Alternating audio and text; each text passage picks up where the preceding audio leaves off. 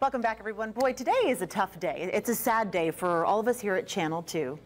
We're happy for her, we're sad for us. Right. And not just for us here at Channel 2, but for really so many Northern Nevada viewers. And that's because we're really saying goodbye to a Northern Nevada broadcasting icon. It's a person that we both grew up watching, someone that we both learned from.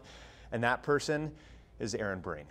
She had a curiosity for following a story that made her very valuable to us. In 1982, Erin Meehan began working at KOLO-TV. She wasn't afraid of work. Erin, like most young television journalists, didn't plan on sticking around long in a smaller city like Reno. She fell in love with the place the same way I did when I got here, and she wasn't going anywhere, and neither was I. And now, from the team you know and trust. In the 80s and 90s, Erin and Tad anchored the 5 o'clock and 6:30 newscasts at Channel 8. There's nobody with whom I had more rapport or more respect than with Erin.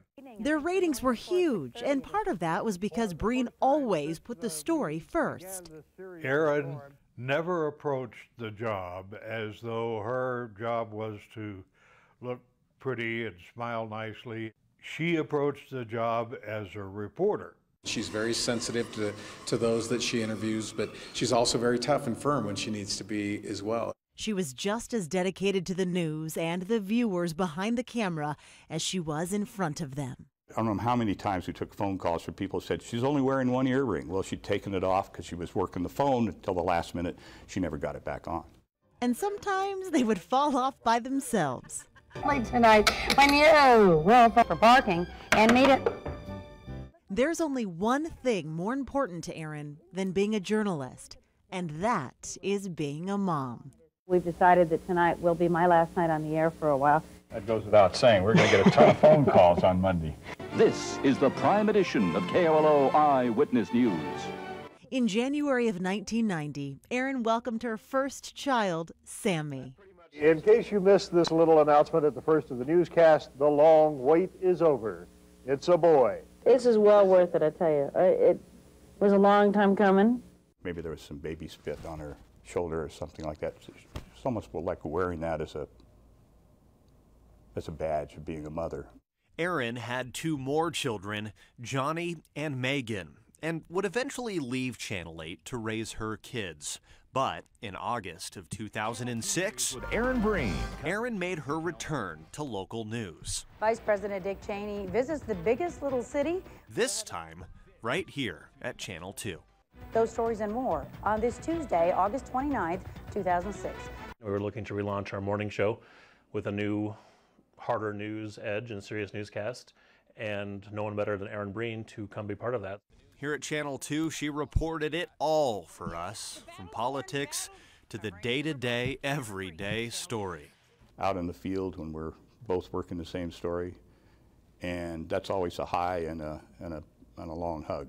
Yeah, she's become one of my favorite co-workers over the last 10 years. She sits right next to me, so we kind of have an alliance when we have newsroom debates. It's been a lot of fun working with her. Believe us, Erin was never afraid to have fun out in the field. I'm Erin Breen. We'll have that story coming up. Covering the story, Erin Breen, Channel 2 News. She's an icon. Erin is everything that defines a journalist. I trust her, and she has always reported the news with such integrity. There's a big reservoir of institutional and area knowledge that walks out the door when that happens, and that's never a good thing. But what's Reno's loss is Ireland's gain. Yes, they'll like her in Ireland. Ireland needs to look out for Erin Breen because she's coming in and they're never going to forget her. Hell, she's going off to Ireland to go to school at her age. What advice? She's going to have a ball. She's going to love that. Wow. I will love that. I can't believe you guys put all those together. And that the governor, okay, you guys got the governor one. I couldn't. So you know what, when you've been doing this as long as I've been doing this, the big inclination really is just to fade to black, and that's what I wanted to do. But clearly that's not what we did here. It was kind of like the Erin Breen Memorial today around here. I'd just like to say thank you to everyone, to Channel 2 for giving me a home to tell my stories over this past 10 years, To the best news director there is, Jason Pasco, and the best photographers in town, Mackenzie and Gabby and Vance. And you know, it's a team effort here. It'll continue to be. But probably more important than all of that is all of you. From the businesses to the politicians to all of you who've let me tell your stories over the years. And I know there's been times when I nag you, right, Governor? And chase you down for interviews, but sometimes that's what you got to do to get a good story. And I've had more than my share. So thank you to all of you for doing that. And of course, you are up to date, and I am really out of time this time. Stay tuned for Scott Pelley and the CBS Evening News.